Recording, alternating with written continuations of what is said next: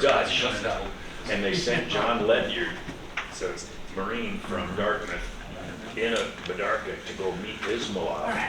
And they're there, you know, oh, whose boat is that? Oh, that's the one Bering built on Bering Island 35 years ago, after their shipwreck, and we're still using it, you know. No, those guys are much, well, different skill sets, but yeah. Handier than us. Much handier for sure. But let's see him run an iPad. That's nothing. Well, good evening, everybody. It is 6 o'clock, so I'll go ahead and call to order the regularly scheduled meeting of Tuesday, November 14th, 2023. Please join me for our flag salute. I pledge allegiance to the flag of the United States of America and to the republic for which it stands, one nation, under God, indivisible, with liberty and justice for all.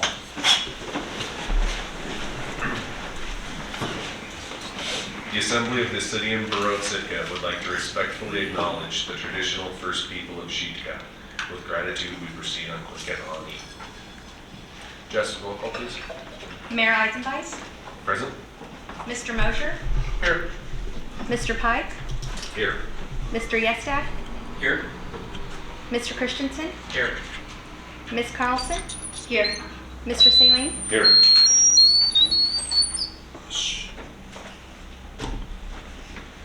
Great. Any correspondence or agenda changes this evening? Seeing none, there are no ceremonial matters. That will bring us to special reports.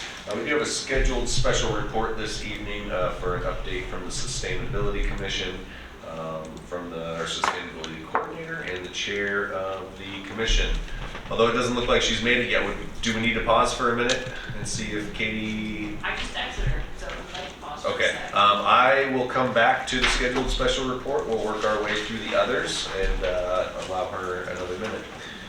Is there anyone here for government to government this evening? Municipal boards, commissions, committees? Municipal departments? School district? Students and guests? Perfect timing. We just made it through the agenda to yourself. That would bring us to our scheduled special report this evening, an update from the Sustainability Commission, from the chair and our coordinator. So please and welcome. Thank you.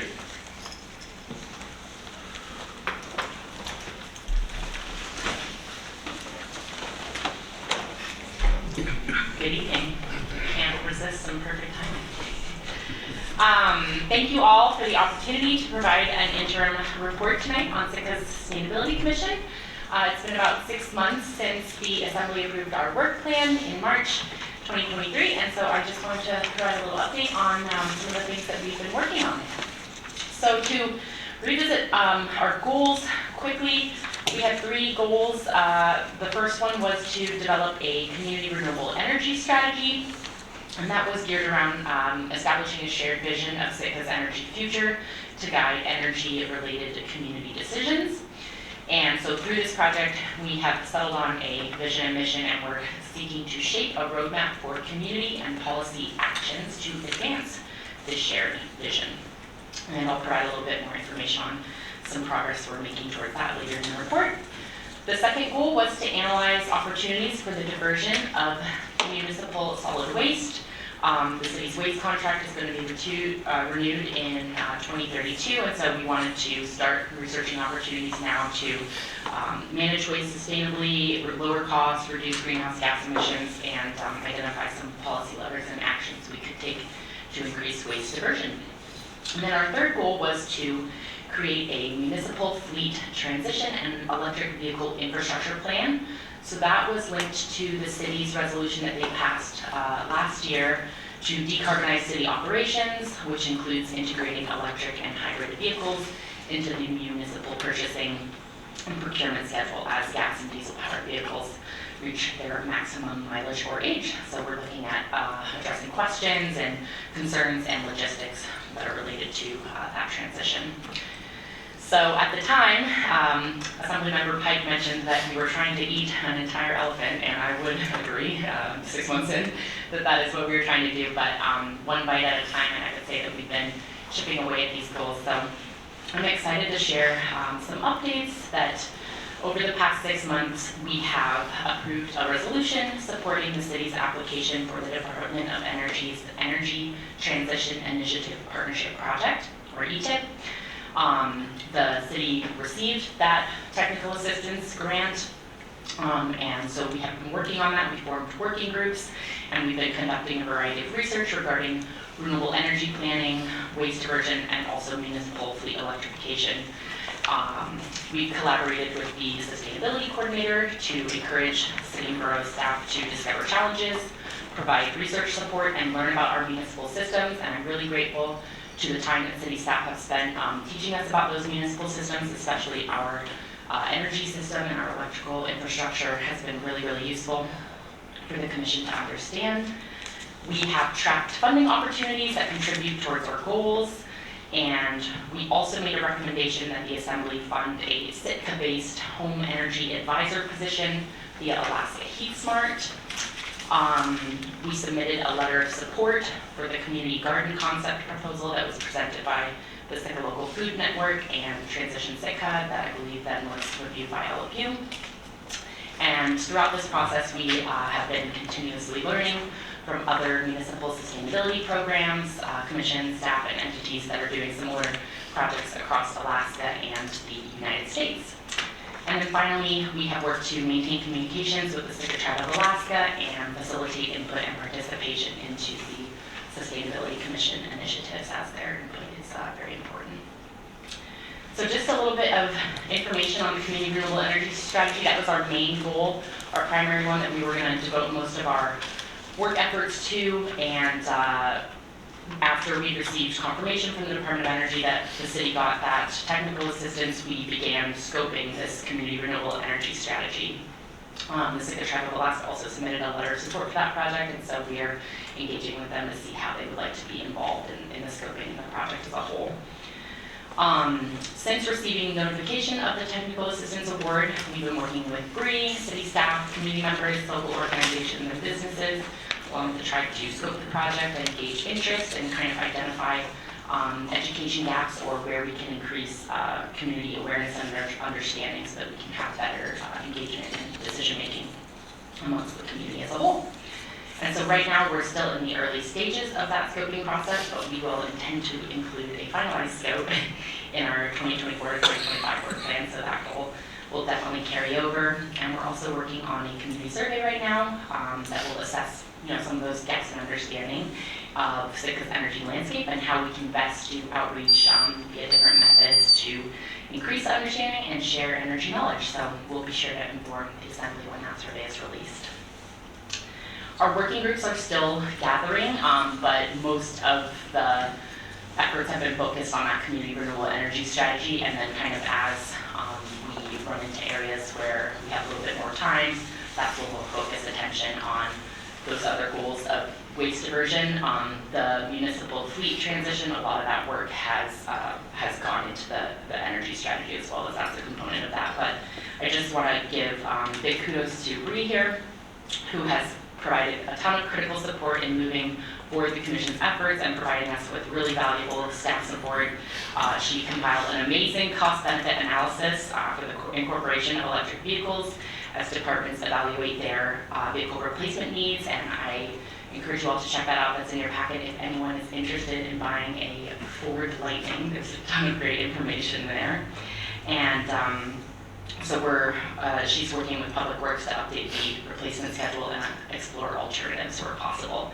And then also assessed some opportunities available for regional solid waste planning efforts and is working with other municipalities to identify some common challenges and gaps. And then on the heat pump assessor program, I just wanted to provide an update on that. In May, we voted to recommend that the CBS Assembly contribute $10,000 to fund a part-time Sitka-based home energy advisor position that's hosted by Alaska Heat Smart. And so Alaska Heat Smart's home heat pump assessment program provides homeowners information on their current heating energy usage, their readiness for a heat pump, and the anticipated payback period, as well as a bunch of recommendations on technology, installation, and funding, because there's a ton of options out there and different contractors to choose from. So it makes that process a lot easier to access. And the intent there is to help Sitkans make well-informed decisions, get good heating outcomes, conserve the energy that we do have, and best use it, and also help Sitkans access financial incentives. There is a heat pump loan product at Tongass Federal Credit Union and True North Federal Credit Union. Both of those require that you get a home energy assessment from Alaska Heat Pumpers. So Alaska Heat Smart has completed more than 30 free home assessments here in Sitka so far, and many of those were funded by their Clean Heat Incentive Program, which is bringing $100,000 in awards to low and mid-income Sitka households. And they are committed to making that program grid neutral for the city by supporting actually a mix of oil and electric resistance conversions so that we're not overloading the grid with too much electricity use. There's been steady demand for assessments from households that don't qualify for that incentive program, but would like to access those loan products or just be better informed about the options that they can have to heat their homes. And Alaska Heat Smart has actually worked with local and regional partners to fundraise to fill that need this year, that's about $10,000. But they are seeking support to continue this service in the future. So we'd love to work with the Assembly to provide more information or answer questions about how they can support Sitkans to be able to access just the wide range of federal incentives that are available right now, as well as all of the different funding products that we have here locally. And there's some more information on that request in your packet. Other than that, we have had the opportunity to learn from a variety of folks. People have generously donated their time to come speak to us. We've heard from the Juneau Commission on Sustainability at our meetings, and also the community of Molokai in Hawaii that also did a similar community renewable energy strategy effort. So they provided a ton of information and help as we go about our own learning journey and public engagement journey. And so we're really grateful for that. And we're also very grateful for the Assembly's support. Y'all have demonstrated your commitment to sustainability goals through the formation of the commission, the dedication of staff's resources, the affirmation of our goals and priorities, and the approval of additional resources. So I wanted to thank you very much for that support. It's really appreciated, and we look forward to coming back in March to discuss our next annual work plan. We meet at the first Tuesday of each month at 6 p.m. if anyone is interested in joining us, learning more, or participating in any way, shape, or form. So please let me know if you have any questions. Bree, do you have anything to add? It's been an interesting year. I've been doing this since last September, and now that I've been here for finally about a year, I think we're actually starting to get some really good momentum. It's been interesting starting out with a commission that has been so different, but I really appreciate the skill set that I have on the commission and the amount of time those people are willing to take just to give us that little extra push that really helps make my efforts just a little bit more impactful overall. So thank you for all the support, and thank you, Katie, for being chair. Well, thank you both for the presentation. It's hard to believe that it's already been a year. It seems like it's flown by to me, but I'm sure much longer for those sitting on the commission. So yeah, we appreciate the update. Thank you. I just asked the mayor if I could speak as the liaison. I just wanted to throw kudos to you guys and the rest of the commission. It's been a very interesting learning experience for me. I felt like I had learned a lot just from being there and listening and learning. I just want to also point out Bree, Katie, and all the commissioners are very, very knowledgeable. I've noticed that they're very knowledgeable about this subject. They don't come in just saying, taking someone's a neat idea or this or that. They do the work, they're doing their homework, and they're very passionate about it. And so I think we're very fortunate to have this group of people. And I do think, go on to add on to what Bree said, it's been a year, but it's a brand new commission. Everybody was kind of trying to find their feet, and I think they're starting to get the momentum and kind of learning how to work as a team. I think it's a great group, and I just wanted to say thank you. If I may, I would just be remiss if I did not thank my fellow commissioners for all of their hard work, and also our liaison assembly member, Mosier, for all of the time that they're using. So thank you to all of you, and specifically. Again, appreciate the update. Thank you. That would bring us to persons to be heard. This is public comment for any item not on tonight's agenda, not to exceed 3 minutes for any individual.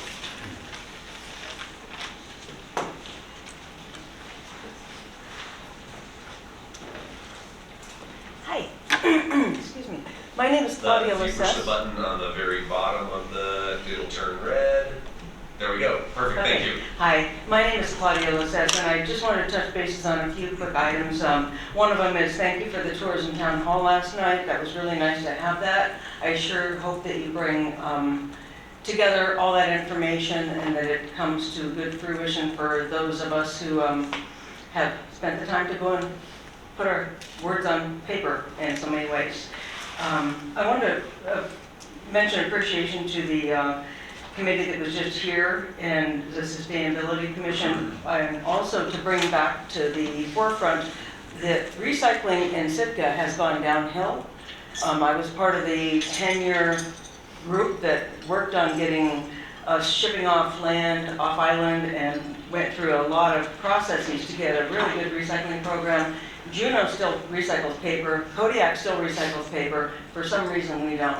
We don't recycle number 5 plastics anymore, and so I would really appreciate the city taking another gander at what we're doing with recycling, because it seems like it's dropped off a bit, and it'd be really nice to come back to the level that we had quite a number of years ago. I think it was 2008 maybe, or 2010 that I stopped meeting with the city weekly about that. So anyway, and then I'm really hoping that the level of tourism thing is a very important thing, that you all pay very close attention to what people have to say, and that every single person, I'm disappointed that you didn't, that the city, not you all, but that the city didn't allow a vote on that issue. And so I'm hoping that whatever happens from here on forward does really speak to the temperature of the community on that matter. So, thank you.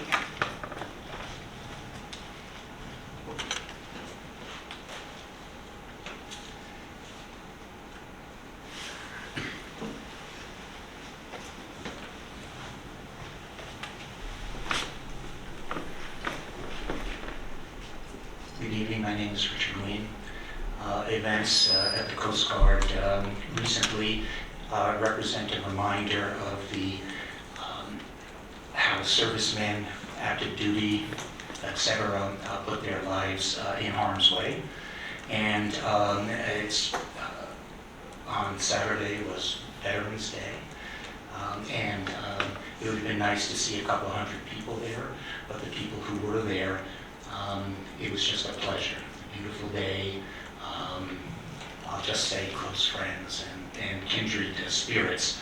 So maybe next year, any of the Armed Services Day to remember, because the Coast Guard did put their lives on the line, and it's not trite to say our thoughts and prayers are with those injured Coast Guardians.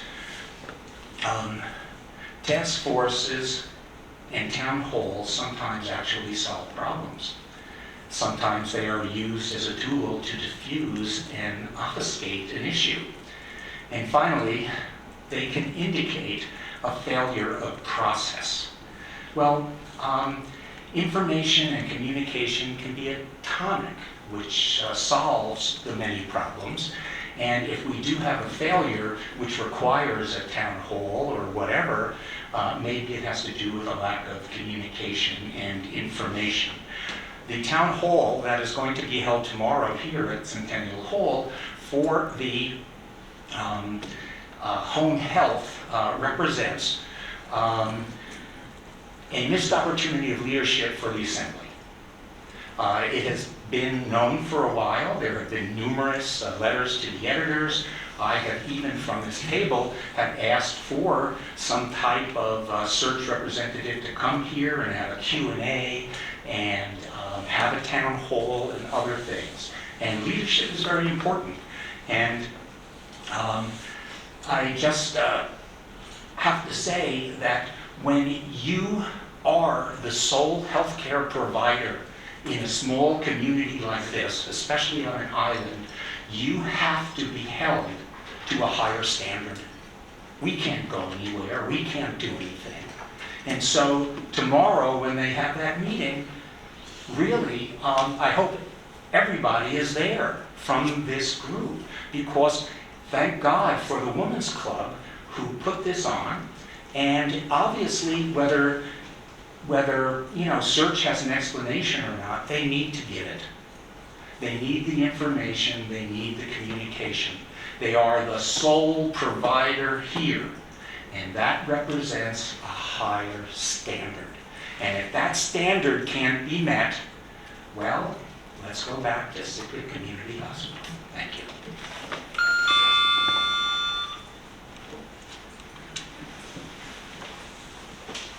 Anyone else this evening for persons to be heard? Seeing none, that'll bring us to consent agenda.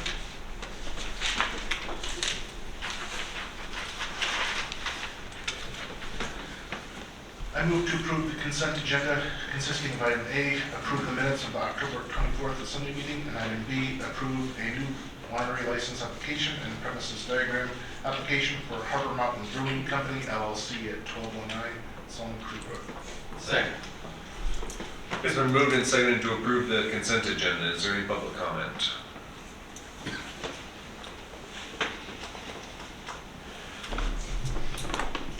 Good evening, Richard Ween here again. Normally, I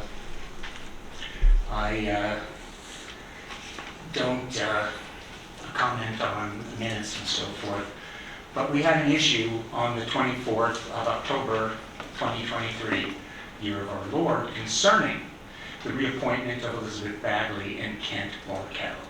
Now, the minutes are legal records, and you expect them to have at least a modicum of information about the reasoning, etc., as it relates to what occurred. Because 10 years from now, I'm going to look this up, and if I look it up, the motion was divided.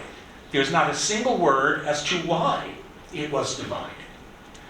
There was definite conversation here, and as a matter of fact, I've transcribed it.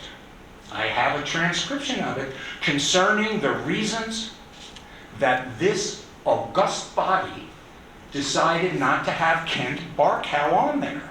But yet there's not a single word. It went, let's just see.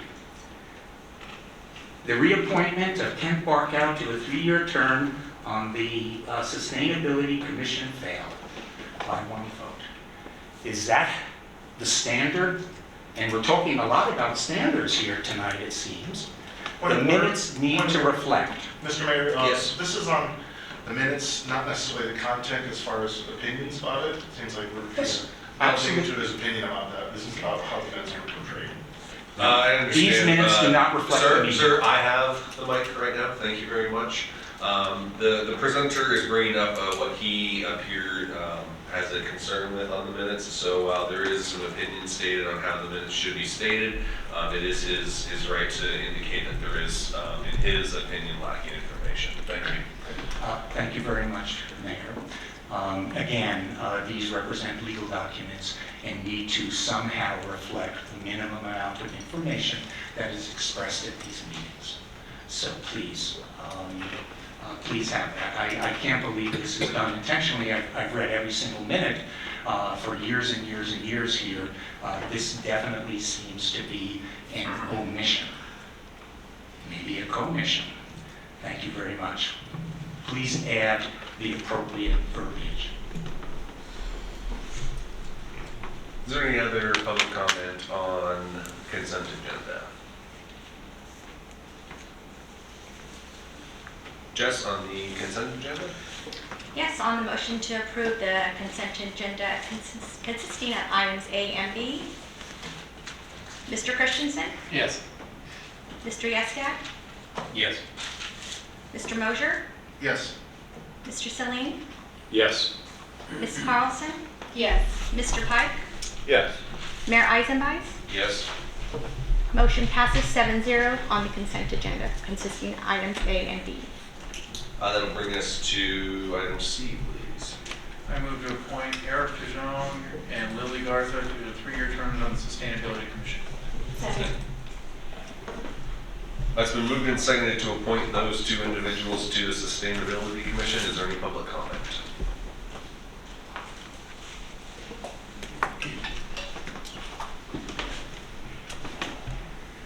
Richard Weem.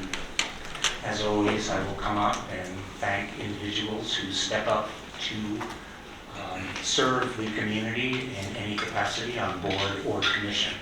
Eric DeJong has been here since 2015. Really reading through his stuff, he seems a very fascinating guy. He's a naval architect.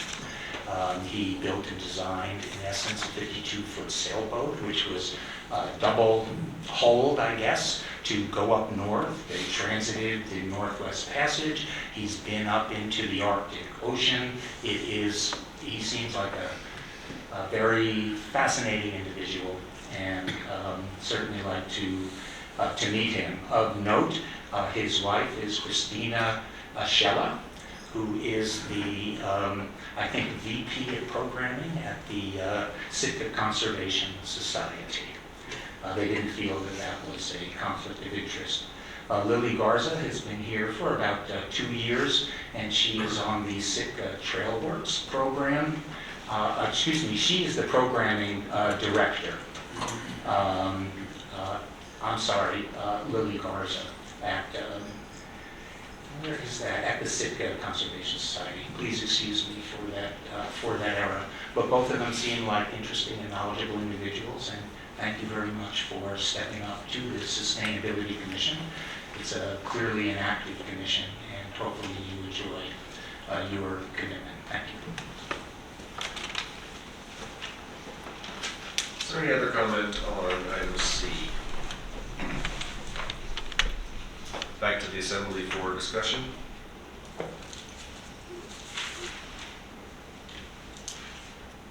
Seeing none, Jess? Yes, on the motion to appoint Eric DeJong and Lily Garza to the Sustainability Commission. Mr. Yesdak? Yes.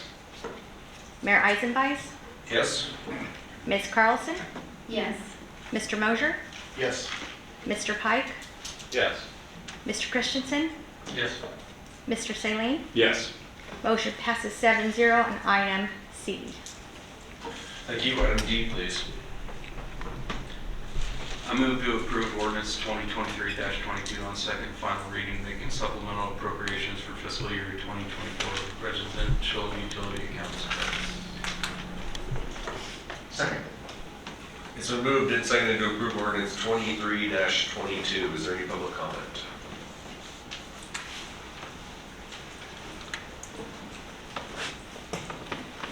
Good evening, Richard Weem.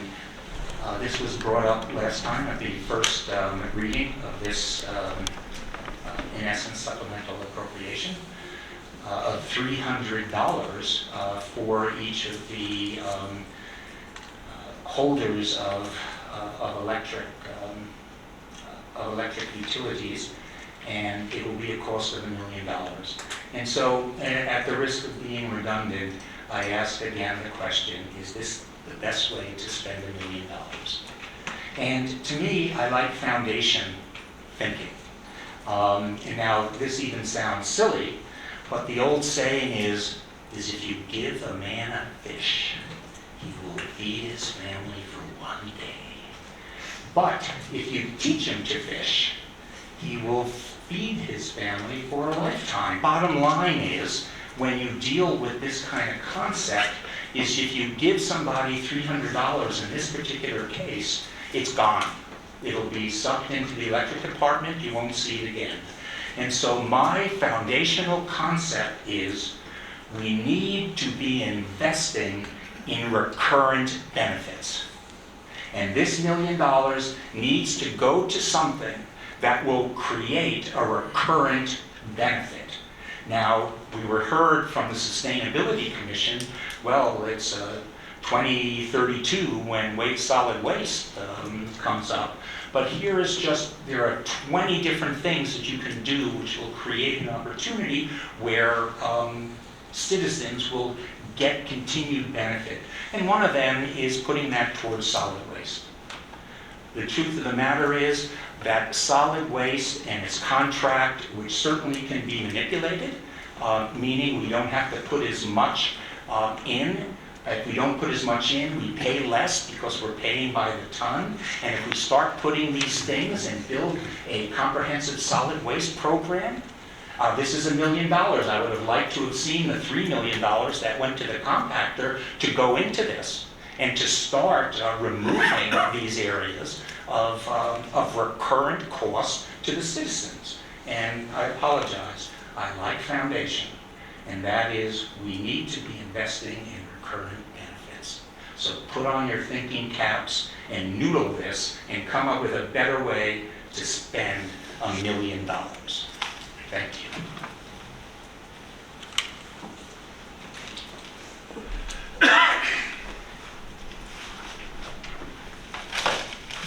Hi, Claudia Lissette again.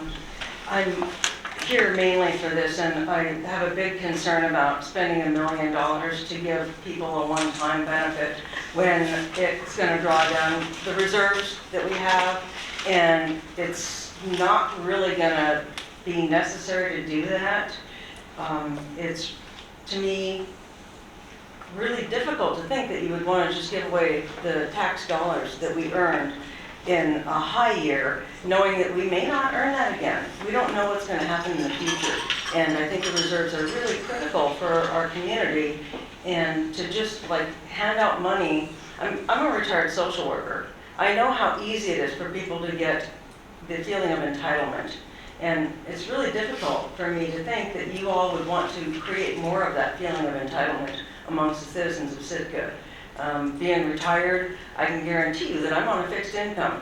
Of course, any money would be great, but I also appreciate the need for the city of Sitka to have money in the reserves for those things that crop up that you all know will need money. So I very much appreciate your work here. I appreciate the time and energy that you all spend here, and I really hope that you think carefully about this rather than give it up. Maybe defer it, take more time, converse further about what to do with that money, but I really plead that you don't just toss it away to the citizens.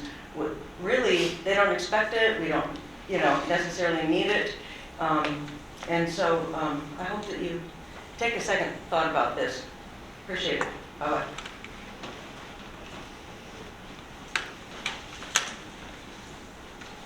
Anyone else on ordinance 23-22? Back to the assembly for deliberation. Kevin? Thank you, Mr. Mayor. I just want to thank everyone in the audience who spoke on this issue and all the people who I've spoken to in these past 2 weeks. I've had a lot of input. Still is, in my mind, mixed. Some people really like the idea and are grateful. Some people are grateful in the intent, but would like it done, used another way. And I respect that. I understand that. Tor brought up some concerns at the last meeting. I totally agree. Those are all good arguments. I'm not saying that they're not. I think they all have a lot of value. In my mind, as one of the sponsors, it was to provide a one-time benefit to say thank you to the community because although tourism is bringing a lot of benefit, it also brings some things that are uncomfortable and difficult and traffic, and it was a lot of people downtown this summer and in other ways. So it was an attempt to say thank you. I don't want to continue this. I will not be bringing back another thing like this next year, but I would consider, after thinking about it and talking to people, possibly looking at, if we have another good year next year, looking at ways to be more directed with things like this. So that's my position, and I still support it. Thank you. Yeah, I have been thinking about this a lot in the last couple weeks. And I, not in any particular order, but as I understand it, we want to try and keep between $7 and $9 million in reserves. That's our goal that we try and reach. And Melissa, correct me if I'm wrong in rough numbers, but I understand that right now, before we do this, we have around 8.2 million in reserves. Is that correct? in that neighborhood? Well, it's that there's pieces that are more committed and then there's completely unrestricted. Okay. Was that, if I was, I think we're at more around 6.5 of completely unrestricted as of the end of fiscal '23. okay, and the amount that you like to keep in reserves is, At least 5. okay. And I mean, so in my mind, this drops us from being comfortable to being on the low end or fairly close to the bottom that we want to keep in reserves. And honestly, I had to admit, when I first thought about this, is that if this money is truly excess, it should already be in the infrastructure sinking fund. Because the idea behind the infrastructure sinking fund is we look at what, if our revenues are left over from the previous year, everything that we don't need for reserves, or that we haven't already got earmarked for something, goes into the infrastructure sinking fund. Sinking fund, excuse me. So it seemed like if this really is excess, it should already be in there. And I mean, there's a lot of different things we could do with this. I've got ideas what we could do for it if it really is excess, which I have real questions about. I know I've got some things I'd like to see it done. Paying back the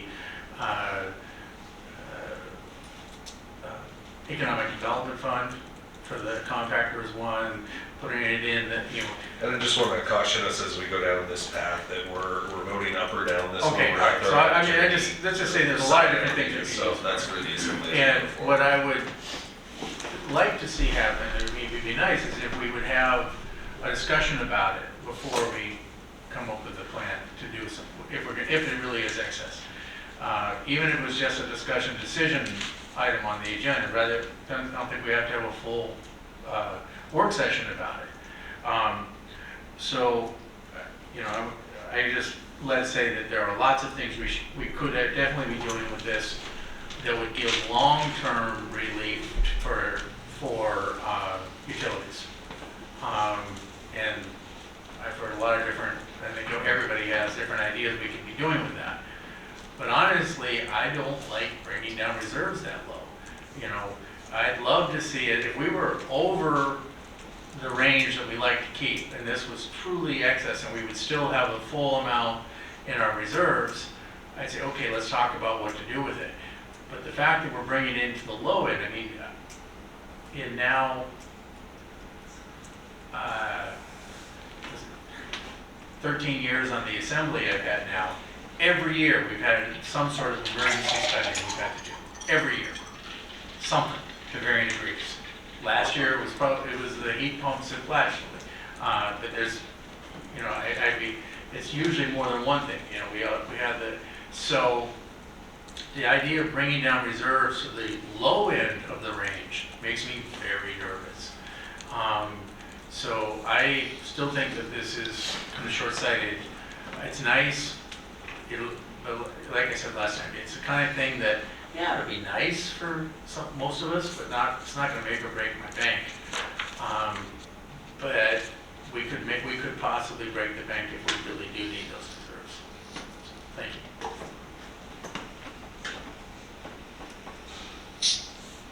Chris? So, yeah, like Kevin, I was really interested to see how the citizens felt about this. And I do have to admit, it was very mixed. Obviously we all saw the emails that we got and read them. And I went out and talked to quite a few people that I could. And it was definitely a mixed bag. There's people who were very appreciative, and then others who didn't like where it was going and wanted the money spent on some sort of long-term benefit.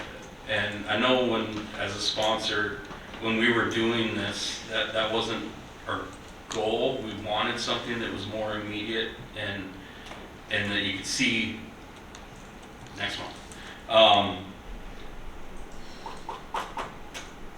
I know like I said, as soon as I was elected and even as I was running I had people always coming up to me saying, we need help with utilities. That was a constant theme. And another constant theme was, how does tourism help me? And I think the attempt in this was bringing those together. And whether that was the right or wrong method, I know that was the idea and the intent. There was other ideas that we looked at. I mean, honestly, the biggest one that I wanted to do was taking sales tax off for groceries. But that was a huge hit to the general fund and just not doable, and that was a truly scary scenario if we walked down that. So this was something that I felt was more palatable and something that we could do to go after those two goals. With a lot of the public comments that we've got, there was actually one email that really hit home to me. It's someone who I respect a lot. And they disapproved. And they wanted the money spent for long-term benefit. And it really got me questioning my morals and my financial, the way I do things. And he was right. This is something that I personally don't really believe in ways. And I was really stuck on that for a while, and then I started thinking about my business, though, and how I treat my employees. And when I have a good season, I pay my guys well. And I definitely share in the success. So as much as it's against my morals, it's also not at the same time. I'm still torn. This is still something I want to do and would like to do for the citizens. And I'd like to hear from the rest of this body, but it's also something, if we want to go a different route into more of a long-term benefit, I'm not heartbroken. But that is something that becomes discussion direction, I think, item. And if we decide to go down that route, I will insist that this money, if used, goes to all citizens and not just any one sector or special interest group. So that's my piece.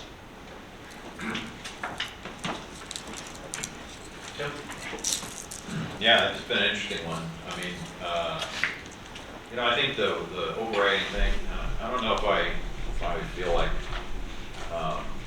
if this goes through, that this is a gift to the community because of the tourism business.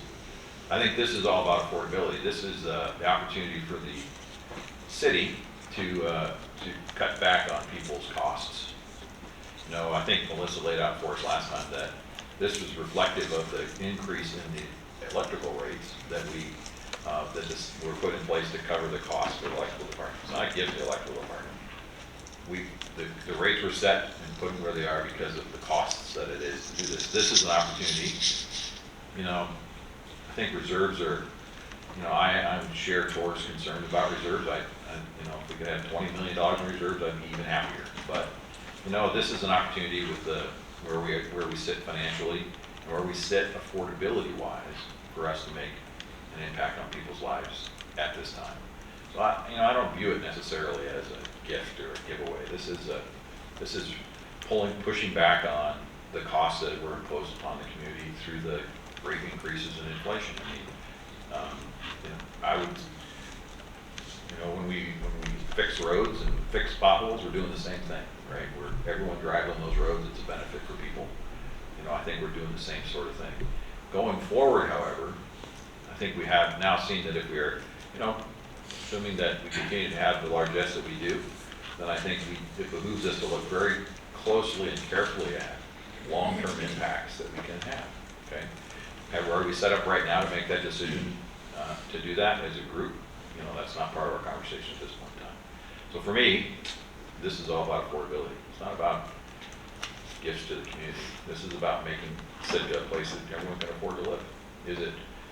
Everybody's affected by this, and I think the thing I like about this the most is this is something that is given to all without condition. So, because that rate increase was given to all without condition. So, if we're going to pull that back, this is one of the ways we can do that. Going forward, we need to make sure that our rates don't increase as fast as they go. I saw some of the emails said that you should put it on to the next rate increase. We can do that now.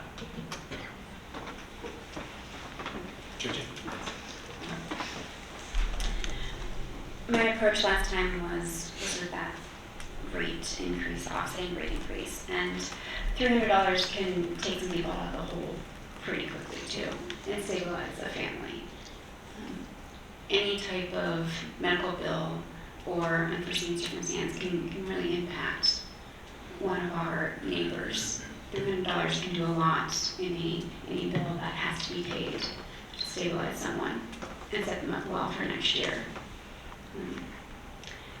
I wouldn't use the word handout or gift or anything like that. It's just offsetting the rate increase that we set and put forth and how we're having an opportunity to neutralize that with money that we've got. I think this was just April, May, June, right? This is fiscal year 22. So this is half of the summers. And if we got that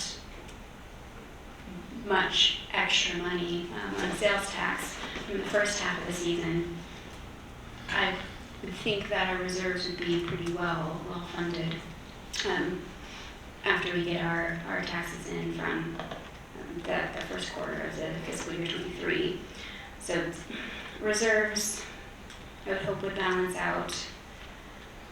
This is a good way to help our neighbors now with something that we benefited from in April, May, June. A lot of people think government works really slowly and nothing can get done in 6 months or less, and this would be a very kind way for us to show that we can. We are listening, and even though we set up the strategic plan months and years ago, this is a way that we could check off one of our goals, which is quality of life. 1.3, identify opportunities to relieve the burden of utility costs. We are listening. Sometimes it takes time. Sometimes it can be faster than others. But this would be a great way to help our neighbors with the $300 and offsetting the rate increases for utility cost. Scott? I got a pink slip last month. I could use it, but I'm voting no because we could get some morale back into the electrical department. This money could be used for the future. It sounds good. I love it. I'm torn too, but get some leadership in that electrical department. There's a lot of stuff that could help the city make next year better in the future. Thank you. So I have a couple thoughts here, and they're going to be a little rambly and all over the place because I've listened to what assembly members have heard, and I don't disagree with what we've been talking about this evening. It is amazing how many different uses appear for the money when you suddenly have a pool of money available. Everybody has something that's very valuable to them, and that's where they're hoping that money can be spent. And I think we all heard that. We heard frequently about investing back in the community, and I don't disagree with that thought either. But when we go down the path of investing in our community by raising rates, the citizens also have a very strong feeling on that. And raising rates to me, while it was never fun, is simply reinvesting back into our community for the cost of the infrastructure that we have to build, maintain, and replace. So when we inevitably raise rates here in the future, we're gonna hear that again. But it won't be from the investment side, it'll be from the affordability side. Which leads me to my next point, that this is a very rare opportunity that we have to reduce the costs for our citizens.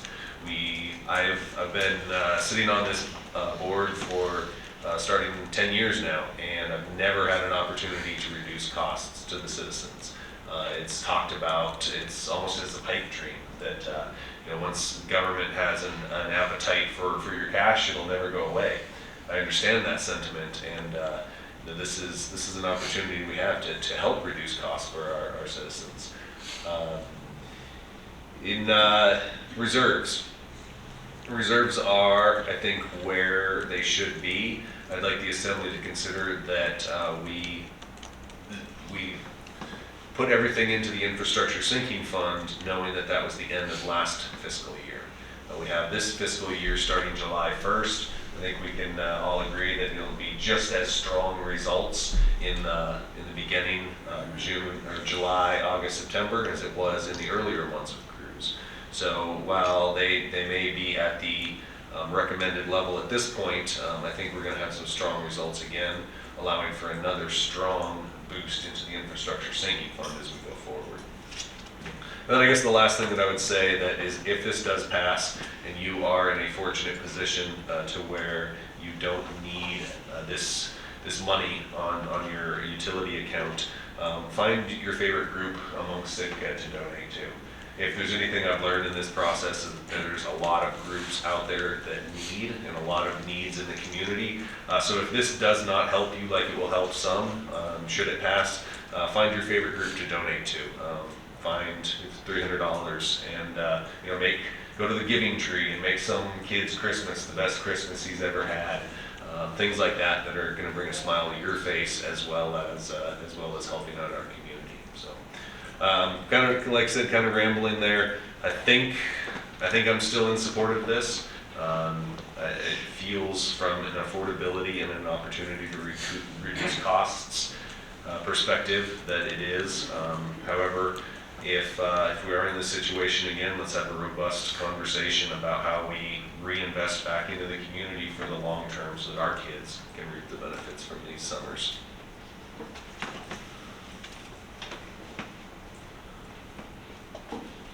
Anything further from the Assembly? Yes? On the motion to approve 2023-22 on second and final reading, Mr. Saline, No. Mr. Pike, Yes. Mr. Yestad, Yes. Mr. Mosier, Yes. Mayor Eisenbeis, Yes? Ms. Carlson, Yes. Mr. Christensen. No. Motion passes 5-2 on ordinance 2023-22 on second and final reading. That's an opportune time for a break, Assembly, or we can charge through the last couple things. We will take a 5-minute break and then back through the last couple items on our agenda this evening.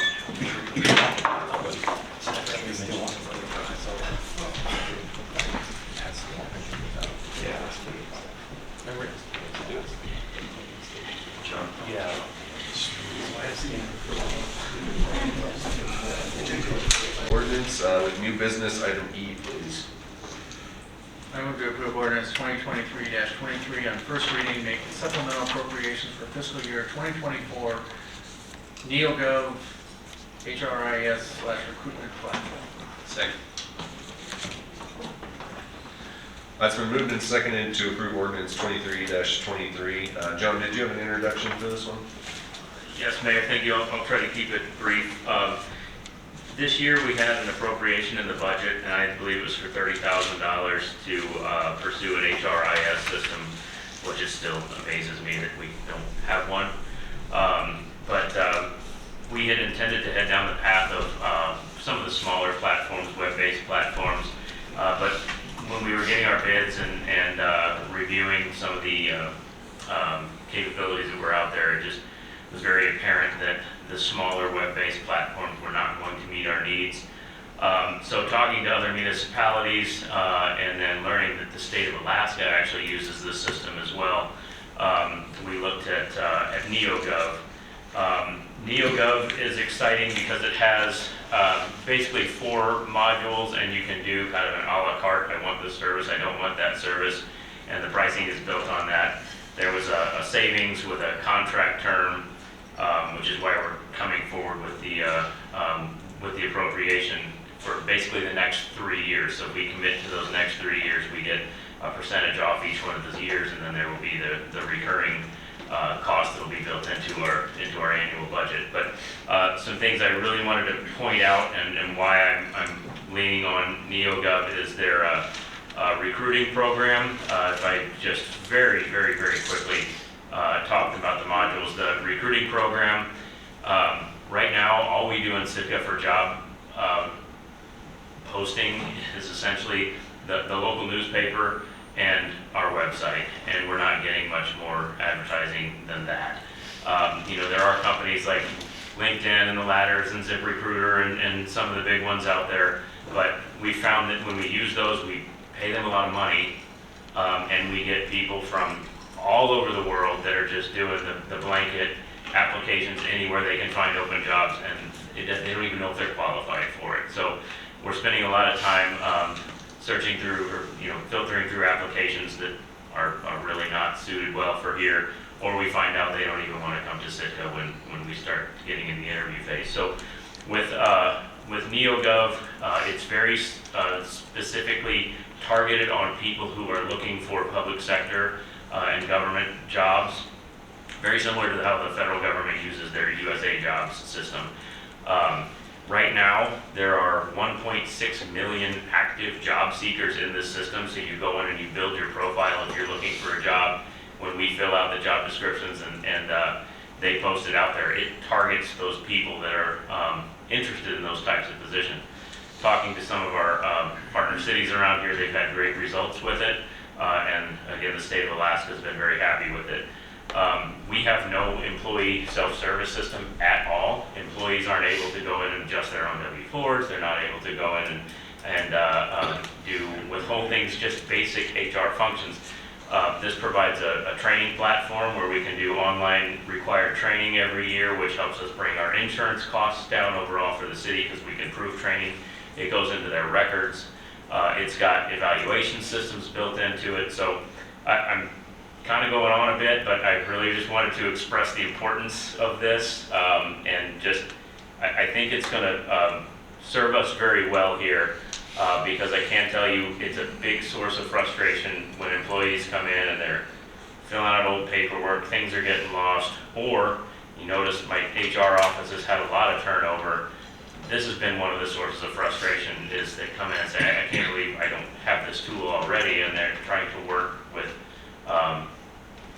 without the tools they need to do the job. So I think we've landed on the right solution here, and this appropriation, as I said, is for the next 3 years to get the discount, and then after that third year, we'll go on the annual budget cycle. Thanks. Great, thank you. Is there any public comment on ordinance 23-23?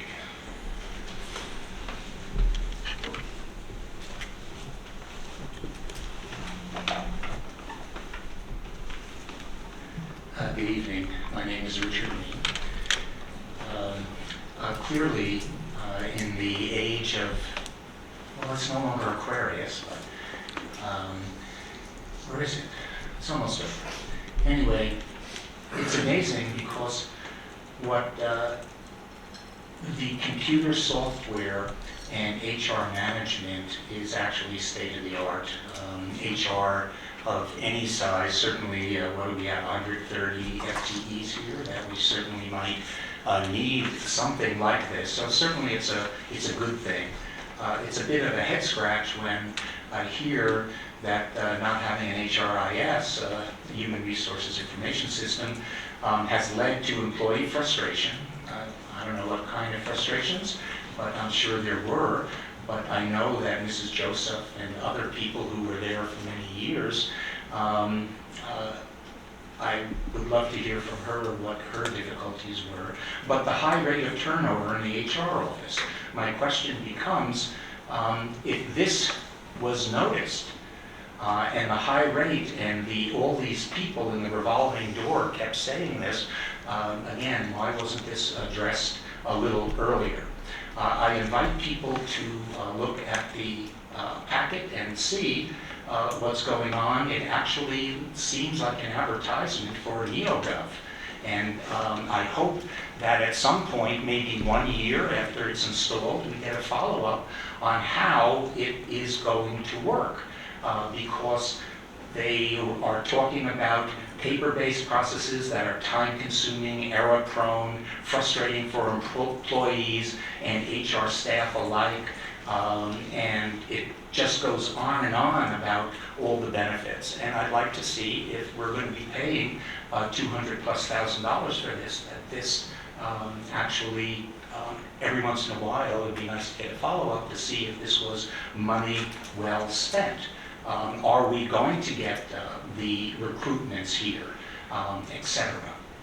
And one question I have, is this web-based? It doesn't really mention it. When I looked online, it looked like everything was in the cloud. If it is in the cloud, does the $200,000 over a 3-year contract include maintenance? But then I saw within the memo that IT would be collecting fees, so it's very unclear on what the mechanisms of maintenance for this will be. And it's always funny when you think of all your information in the cloud, well, it can sometimes be other people's information, and HR has lots and lots of personal information, and I hope that their security systems are good. Thank you.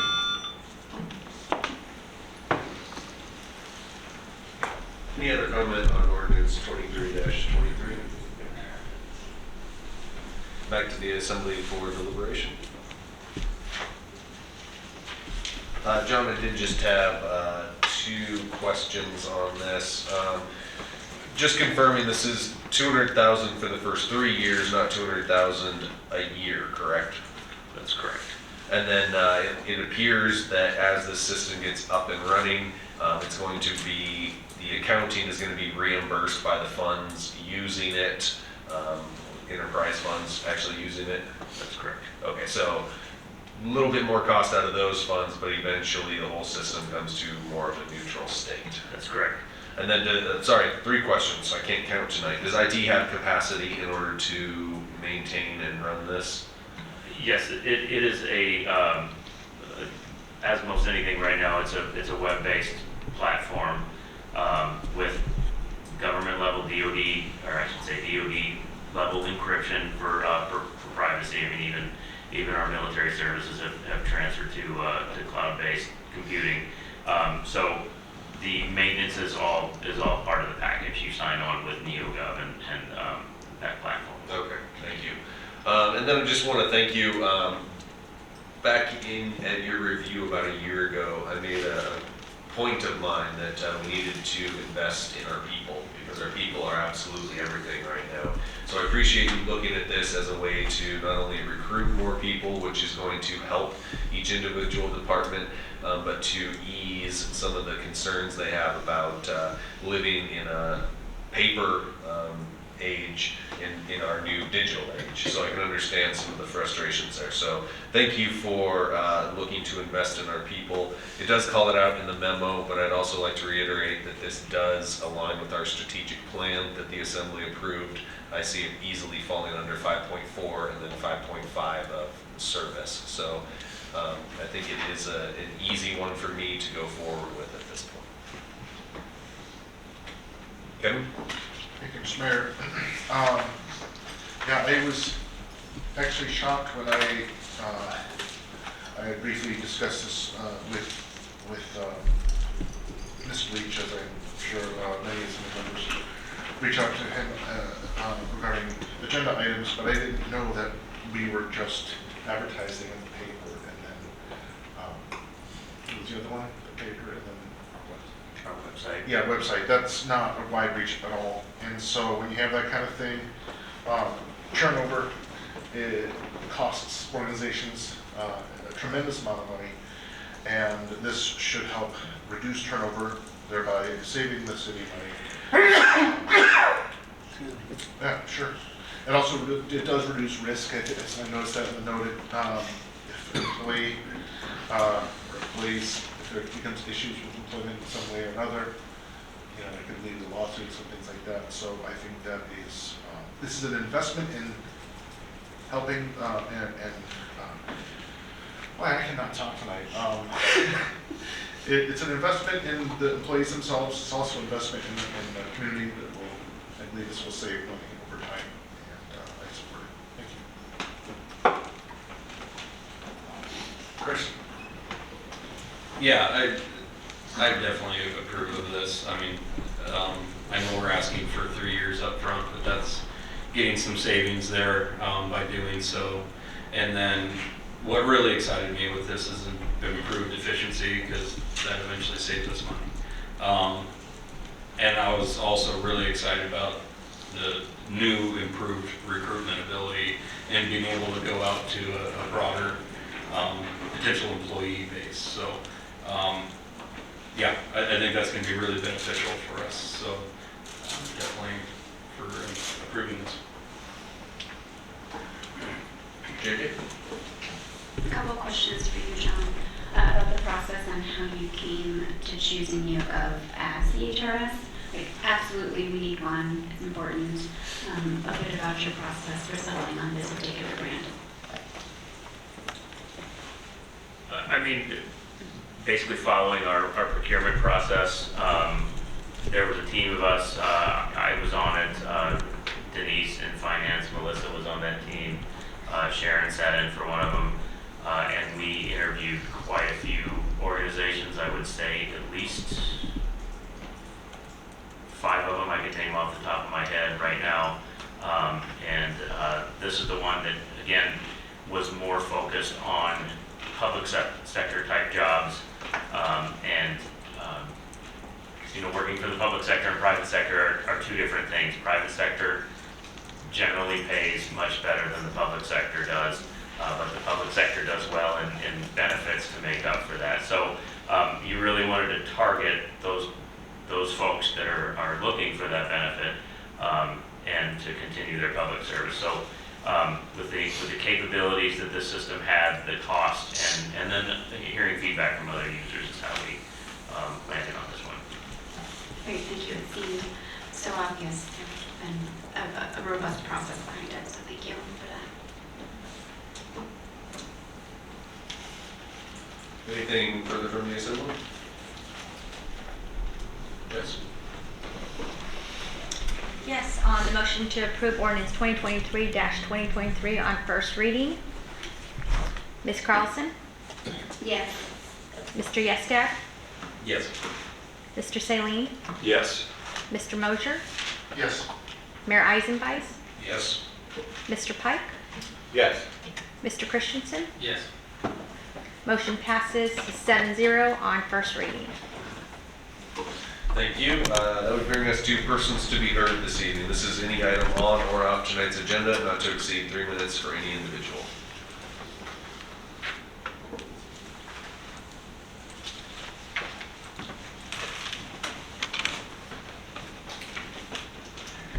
Good evening, Richard Green. I don't know if anybody at 8:30 this morning, Eastern Standard Time, 4:30, I happened to be up. The current CPI numbers were given, and oh my God, inflation is going down. Well, the funny part is inflation is down unless you have to buy food. They have been essentially manipulating the numbers. You have to understand how CPI is calculated, and so inflation is going up, and at least where it counts in the pocketbook. And so I just have to let you know, we are all think about a great year next year, but that's why we have to be careful with our money. Because I'm sure you also know that Moody's cut the United States, the United States of America's economic outlook to negative. And there were any number of reasons, including our debt. Currently, we will now be paying more than $1 trillion in debt service. And we will be paying more in the future, which in essence makes it unable to be repaid. Things are looking great. What can I say? Our tax revenues are down. I don't know whether you follow that as well, because there are main issues in tax collection, and the economy is not as booming, and these are the metrics that you need to look at. The other thing is, I don't know, do you know what Stellantis is? Stellantis? Anyway, it's the parent company of Chrysler. Anyway, in America, they're looking to buy out half of their non-unionized employees, which are about 6,000. They want to cut costs. And by the way, we keep hearing about the F-150 and Ford. Ford has lost billions of dollars in the EV market, and they're having difficulty, and they've cut back making F-150s, so maybe Sitka has an opportunity to pick up some of these things cheap. It is not exactly what everybody might think it is.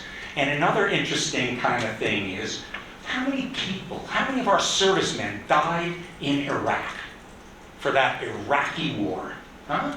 Anybody have a guess? Well, let me tell you something. Pardon? 2,800? It's thousands, for sure. I don't have the exact number. But the point I want to make is PetroChina is just replacing ExxonMobil as the lead contractor in one of the major Iraqi oil fields. Isn't that what we fought for? Thank you.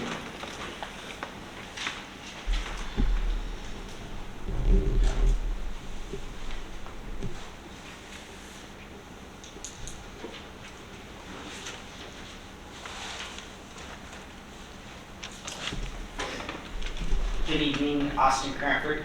I just wanted to mention some things that I brought up at the previous assembly meeting on October 24th. I brought up drugs in schools and asked the assembly to investigate it. I received no response and sent an email to the assembly on October 31st and received no response. It is now November 14th and I have still received no response regarding the investigation into the schools. I'm once again requesting that the city launch an investigation into the schools regarding illicit drugs within the school district. And if I don't receive a response by close of business Friday, I will be contacting the Department of Education and the DEA. Outside of that, I filed a records request regarding Northline Seafoods and SEAC Logistics, and on November 3rd was emailed that the city had no records of correspondence between the city and Northline Seafoods or SEAC Logistics. Didn't we just buy a property from them, sell a property to them? There's records somewhere, so I know that's a lie. I've gotten rumors that we only have 5 officers since officers are leaving. So the PD is undermanned of what, the 15 officers we should have. We have 5. And then there are rumors that dam maintenance is being overlooked. There are valves that can't be opened, valves that can't be closed. Isn't that a structural integrity issue? At least some form of integrity issue. I'd like the city to respond to that as well by close of business Friday, or I'll be contacting the Department of Energy and filing a complaint for failure to report. Thank you. Bye.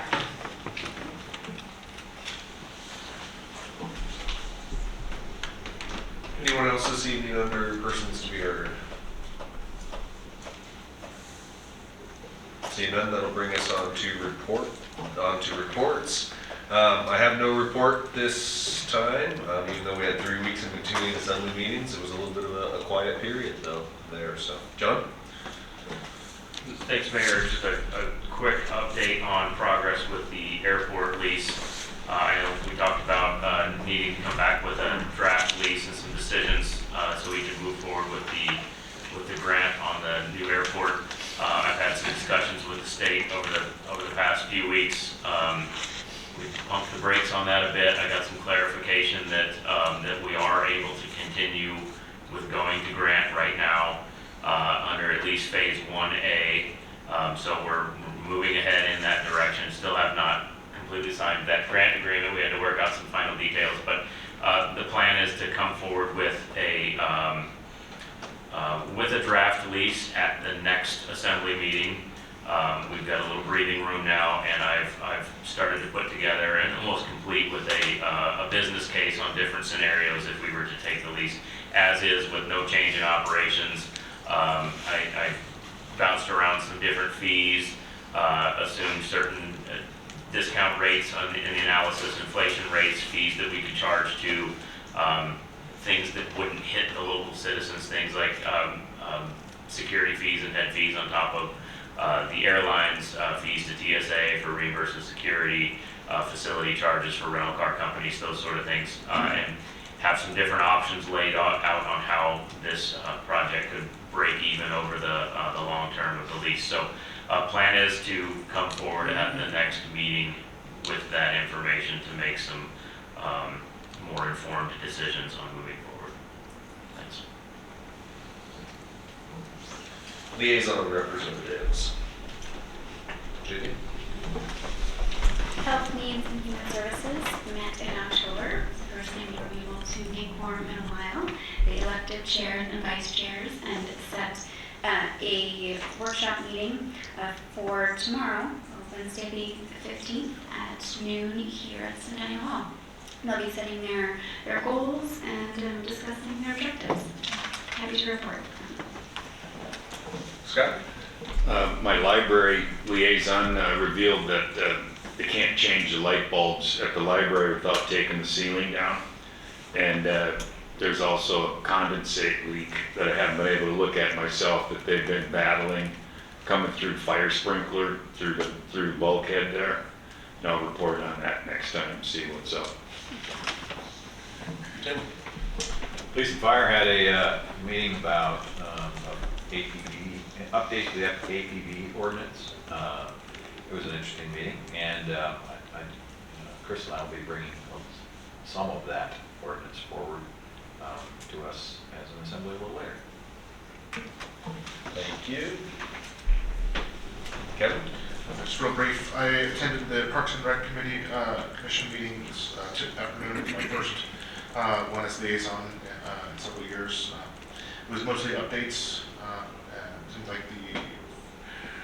the Parks and Rec program is continuing to expand and grow. A lot of public interest, and I believe they're looking for a staff member as well to assist with that. So if people are interested, check the website, city website. Thank you. Or we keep the trend going. Again, the weird transition, because I was P&Z meeting tomorrow. Hey, Chris? So yesterday we had a GPIP meeting, and we talked about the haul out. That was kind of the main point of discussion. Recently we had some geotech surveys done out there, and it revealed that the pilings are going to have to go much deeper than anticipated. So obviously that's going to make the project more expensive. So we've had to change some of the scope and change some of the design to get it back within budget. A lot of that has made some piling changes, and some retaining walls are now gone. And let's see, there's some adjustments to the pier that can be added on to later for if we ever go to that 300-ton expansion. But right now it'll be adequate for the 150-ton system. The one thing that was a little bit concerning, I think, to me and to probably any user of this haul out is we lost some of the ability for around-the-clock tidal operations. But kind of after reviewing how that was all going to work, it's actually still going to be better than the old haul out at HPM. So it's won't be 24-hour for some, or around the tide as we were hoping, but it's still better than we've had. So I'm still happy with the way that that's going. And then, so we were awarded the Denali grant for the travel lift, that $1 million a little while back. So this was the first meeting that the board was able to get together and discuss how we're using that towards the travel lift, that $1 million, but that also frees up $1 million for other things in the project. So the board discussed what they would like to do moving forward with that, and decided on going for a permanent washdown pad. And then they chose the standard 150-ton lift as their primary piece of equipment out there.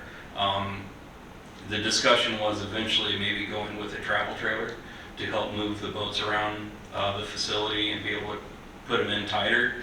But that was something that we didn't commit any funds to yet, and we'll talk about later. But with those two choices, it actually leaves us with a bit of a surplus for anything that may come up in the project. There was discussion of putting anodes on the piles right away, which I think is probably a good idea, but we didn't want to commit to that quite yet, so early in the project. So there is a bit of surplus that we could use in other ways. So, and then there was discussion on who will operate the yard. Will this be privately operated or city operated? Didn't really get too deep into that one. You know, there's lots to consider. So I think that's going to be probably a few meetings in discussion. But we at least started to scratch the surface there. So that's it. Great, thank you. Jess, clerk's report. We have several board and commission committees vacancies on the Animal Hearing Board, Health Needs, Historic Preservation Commission, the Investment Committee, the Local Emergency Planning Committee, Parks and Recreation Committee, and the Tree and Landscape Committee. If anyone wishes to apply, they can contact us at the Clerk's Department or visit our website for a board application. Thank you. Great, thank you, Question Jeannie. for Jess. It's an important one. What happened to the candy tonight? Well, do you want me to respond? We ran out of snacks, no, I'm just kidding. We ate them all last night. Well, I'm saving you for next week for Thanksgiving. We do have to go on a diet during holiday season, so. Any other reports this evening? JJ? Speak briefly on the tourism town hall meeting we had last night, the tourism task force. A big thank you to the planning department and Spruce Root for organizing, planning, and facilitating that. It was here at Centennial Hall. The count was somewhere between 250, 300 people attended, I guess. Yes, that is correct. Yeah, it was a great event, a lot of engagement, a lot of people came and participated in the different kind of stations that we had set up to solicit feedback. There is recreation as a topic, economy, overall community aspects of things, and then what was, all getting targeted to that first directive, which is what's kind of that healthy number, what's a good number to look at for those large cruise, large tour boat passengers for not next season, but probably the season after, and how to go about making that happen. We'll be doing another one the first week of December here at Centennial Hall again. So if you weren't able to make the one last night, please come and participate in another engagement session in December. Thank you. Any further other reports?